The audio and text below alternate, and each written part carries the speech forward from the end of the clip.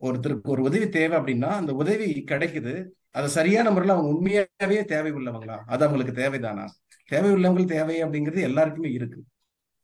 ஆனா அது தேவையா அப்படிங்கிறத ஐயா அந்த வழிமுறைகள்ல சொல்லும் போதுதான் அவர் கூட அந்த கரங்களை பிடித்து அந்த சேவையில பயணிக்கிறதுங்க ஒரு மிகப்பெரிய ஆர்வம். இப்ப நண்பர்கள் எல்லாமே சொல்லாங்க, நான் வந்து தலைமை பண்பு, நான் பிரகாஷ் சார் அப்படின்னு. உண்மையாவே அது எல்லாமே என் மேல் வச்சிருக்கிற அந்த அன்பு அப்படிதான். ஆனா அவங்களுக்குள்ள அது இருக்கு, அது விதைக்கப்பட்டிருக்கு, அது வளர்ந்துட்டே இருக்கு அப்படிங்கிறது தான் உண்மை. ஸோ அதுக்கு நான் காரணம் அப்படிங்கிறது அவங்களுடைய அன்பின் வெளிப்பாடு. ஸோ அவங்களுக்குள்ள அது இருக்கு, அதுதான் அது வரும். அதை அதை ஜேபியா மாதிரி எனக்கு கிடைச்ச ஜேபியா அவனுடைய வழிகாட்டுதல், சேவையினுடைய செயல்பாடுகள், இந்த விஷயங்கள் வந்து நான் எப்படி அவருடைய அவருடைய கரங்களை பற்றி நான் பயணிக்கிறேன்னா அந்த மாதிரியான ஒரு வாய்ப்புகள் தான் இவங்களுக்குமே, நண்பர்கள் எல்லாருக்குமே. ஸோ அவங்ககிட்ட இருந்து நிறைய விஷயங்கள் நான் தெரிஞ்சுக்கிறேன், நான் கத்திருக்கேன். இந்த ரத்தம் மீறி மகாத்மா காந்தி மாலை நேர வகுப்பு இங்க தருமபுரியில மலை கிராமங்கள் ரொம்ப அதிகம். 10 இடங்கள்ல அந்த மகாத்மா காந்தி மாலை நேர வகுப்பு நடந்துட்டு இருக்கு. கிட்டத்தட்ட ஒரு 350 400 குழந்தைகள் படிச்சுட்டு இருக்காங்க.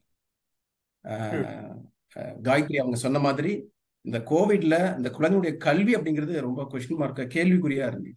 ஸோ அந்த நிலைகள்ல ஐயா கிட்ட தொடர்பு கிடைச்சு பேசி இந்த வாய்ப்புகளை வந்து ஏற்படுத்தி அந்த குழந்தைகளுக்கான கல்வியை கிட்டத்தட்ட நிறைய கிராமங்கள்ல மலை அடிவாரத்திலிருந்து ஒரு 15-20 கிலோமீட்டர் போகணும். சில கிராமங்கள்லாம் பார்த்தீங்கன்னா இங்க அலகட்டுன்னு சொல்லிட்டு 9 கிலோமீட்டர் ஏறி இறங்கணும். நம்ம டூலர் கூட போக முடியாது. அந்த இடத்துக்கு ஜேபிஐயாவும் அம்மாவும் வந்திருக்காங்க.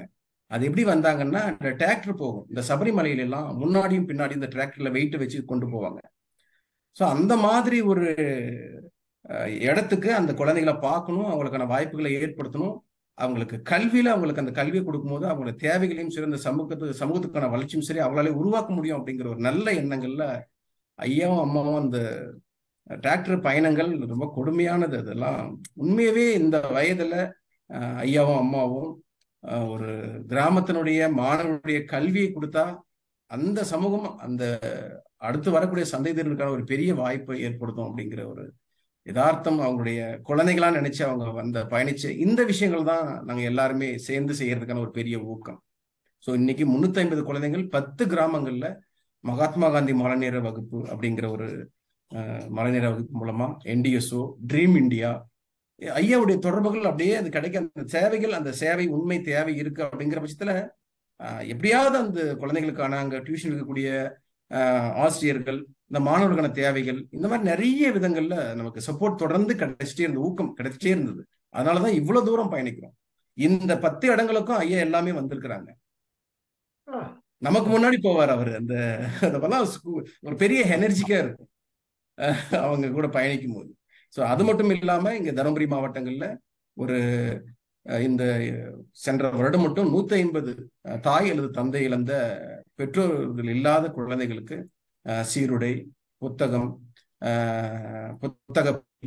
அவங்களுக்கு தேவையான இந்த கல்வி உபகரணங்கள், இது எல்லாமே நிறைய நம்ம இங்க ஏற்படுத்தி கொடுத்துருக்கோம்.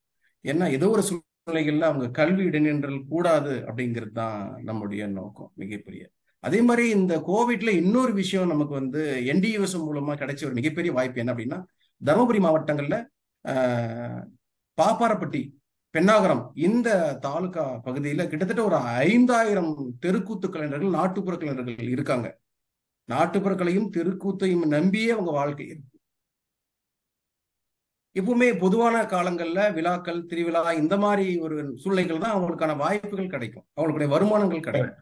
ஆனா அந்த கோவிட் வந்து ஒட்டுமொத்தமா பெரிய பெரிய தொழில் நிறுவனங்களையும் சரி, பெரிய ஒரு எல்லாருமே பெரிய ஒரு பாதிப்பு ஏற்படும்.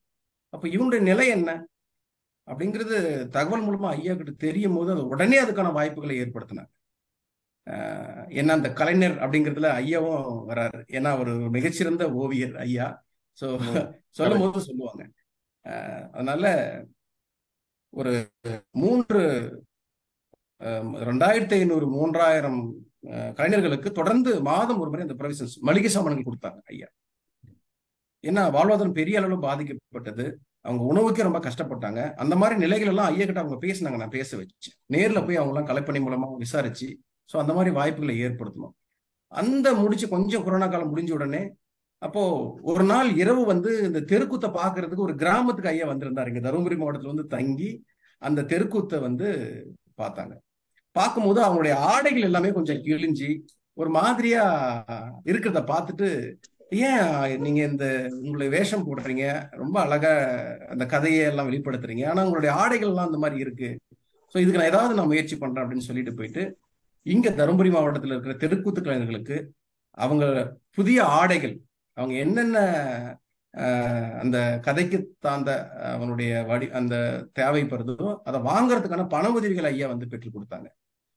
ஸோ இந்த மாதிரி ஒரு மிகப்பெரிய தேவைகள்ல அது சரியான முறையில சரியானவர்களுக்கு கொண்டு போய் சேர்க்கக்கூடிய மிகப்பெரிய ஒரு ஒரு வாய்ப்பு.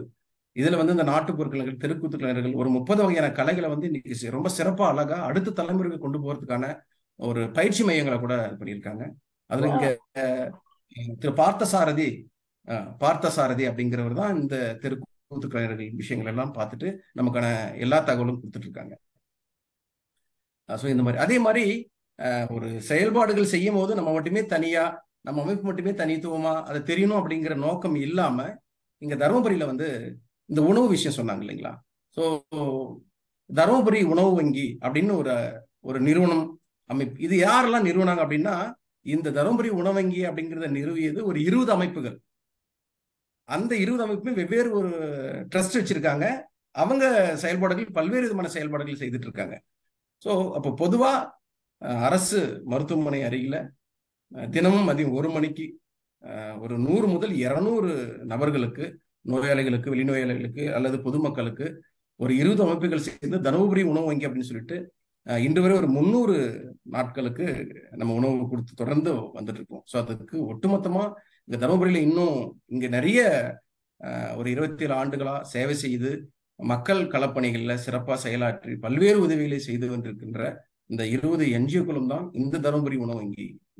ஐஎஃப் என்ன சொல்லுவாங்க, எண்ணங்களின் சங்கம் என்டிஎஸ் அப்படிங்கிறது நீங்க மட்டும் உங்களுக்கு கிடைக்கக்கூடிய விஷயங்களை உங்களை நீங்க வந்து முதன்மைப்படுத்தி அப்படி போய் இல்லாம அங்க உள்ள நல்ல தொண்டு உள்ளங்கள் கிராமங்கள்ல அல்லது நகரங்கள்ல இந்த சமூக பணி ஆற்றக்கூடிய நல்ல உள்ளவங்களோடு நீங்க தொடர்புகள் ஏற்படுத்திக்கங்க. அப்படி இருக்கும்போதுதான் நீங்க நிறைய களப்பணிகளை எல்லாரும் இணைந்து செய்வதற்கான ஒற்றுமையா உங்களுக்குள்ள சேவைகளை பகிர்ந்துக்கிறதுக்கு ஒரு மிகப்பெரிய வாய்ப்பா இருக்கும்.